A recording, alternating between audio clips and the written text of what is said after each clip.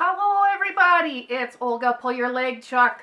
I'm here tonight, it's just before Christmas, and I had a special message I wanted to tell everybody. We at 360 Alberta are having a great year.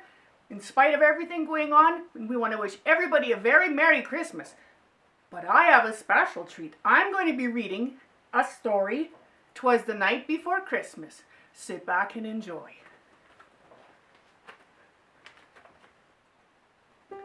"'Twas the night before Christmas on the Pulyurlegchuk farm.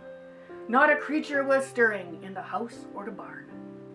The cows were all in their shelters and pens. The chickens were nesting, the roosters, 9 hens. I was reading my new cookbook, Pierogies from Ukraine, and Nicky was reading The Producer for the Price of Grain. When out on the lawn there rose such a clatter, we sprang from our orange-flowered sofa to see what was the matter. Away to the window Nicky flew like a flash, tripped over my crocheting, and fell with a crash. Back up on 2 feet and cursing my name. We looked out the window, him still giving me all the blame. And what do my wandering eyes does appear? Our haystack was being eaten by a bunch of deer. But wait, we see another flash real quick. And we knew right away it must be Uncle Pete, 'cause he always drives with his lights on high, you know. Anyways, more rapid than gunfire, his curses they came. "Get out of my hay now!" he called them by name. Out Dasher, out Dancer, out Prancer and Vixen, out Comet, out Cupid, and Donner and Blitzen. "Leave that hay alone, it's for the cows and not you. Get out of it now, or you'll go in the stew." Then in a flash it seemed they took to fly, and as they left the stack and took to the sky. Up higher and higher they flew, away from the hay and Uncle Pete too. And then we could see them land on the barn. Oh, it wasn't looking good for the farm.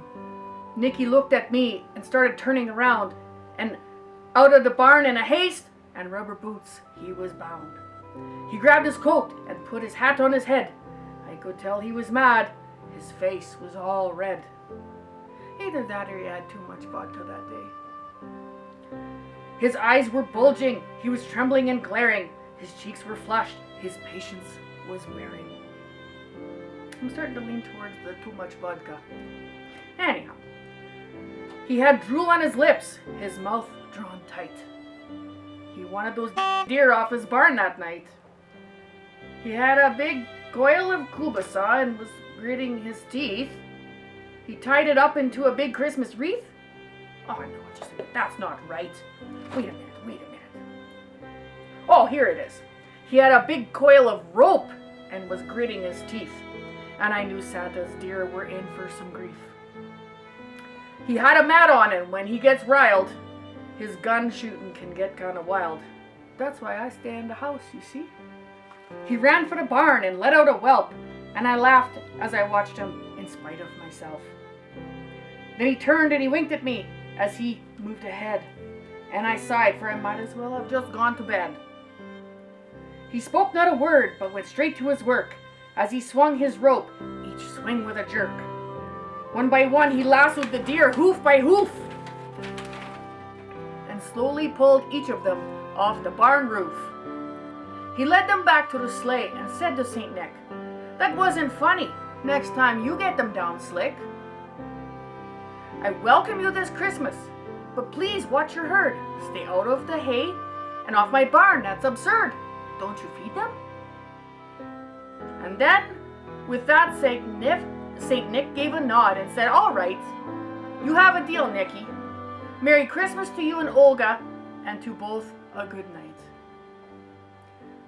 Merry Christmas from the Pulyurlegchuk farm.